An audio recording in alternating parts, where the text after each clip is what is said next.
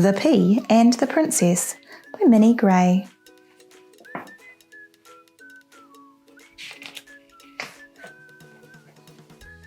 The Pea and the Princess.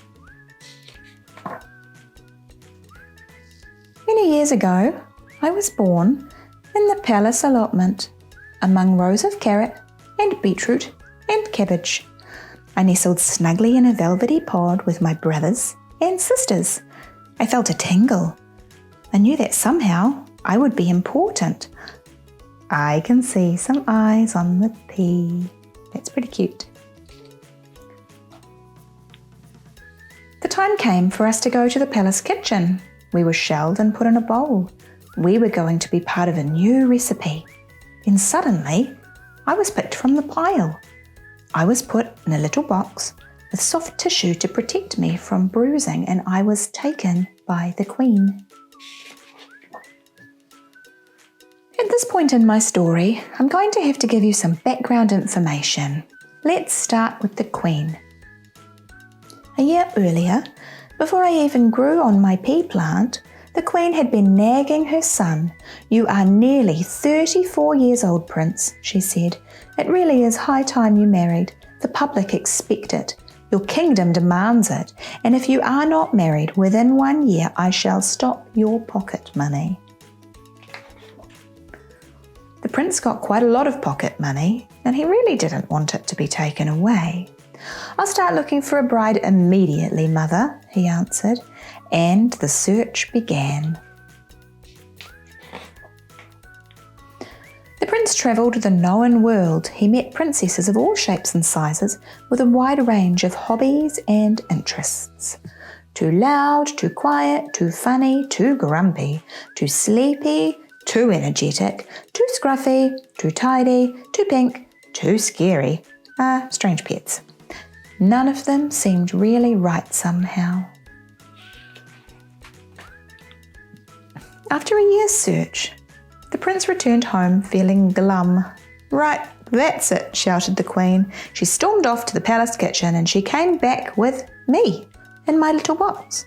"Now," said the Queen, "listen carefully. This is something only queens know.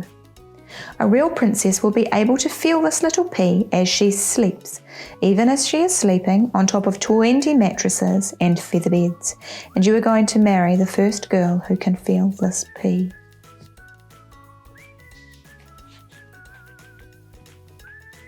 Months passed. I spent most nights in the darkness under a pile of 20 mattresses and feather beds and a princess. I'd be a bit worried about falling out of bed. That's a long way down, hey? In the morning, each princess would be asked, "And how did you sleep, my dear?" by the Queen. And the princesses had been properly brought up. They'd always answered politely, "Like a log, thank you, ma'am," or "Like a baby, thank you, ma'am." And they all said, "What a comfortable bed." They were, as I said, all very polite princesses. The prince will never find his princess at this rate, I thought to myself. I must help somehow. She doesn't look like she slept that well, though. She looks pretty groggy. One night, a furious storm raged. Rain lashed the palace. Thunderclaps shook the walls. Lightning flashed through the window panes. There was a little knock on the palace door. A small wet person stood on the doormat. "Could this be the real princess?" gasped the Queen.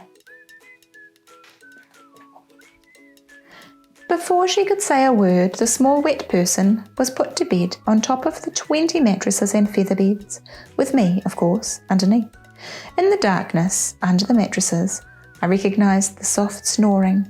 I must help, I thought. I tried jiggling and wiggling. The snoring carried on quietly. I must do something, I thought desperately.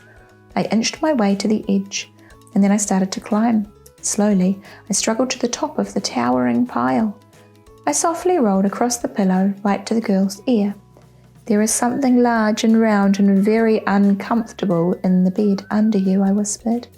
And while she slept, I told her about the large, round, uncomfortable thing for 3 hours. In the morning, the Queen asked how the girl had slept. "Oh, it was awful," she sighed. "Something large and round and uncomfortable was bothering me all night." The wedding was very grand. The Queen was interested to meet the new princess's family. I'm sure they will all live very happily together. And as for me, I became a very important artifact, and now I have my own glass case. I am on display, and if you visit the right museum and look in the right place, you may chance to see me.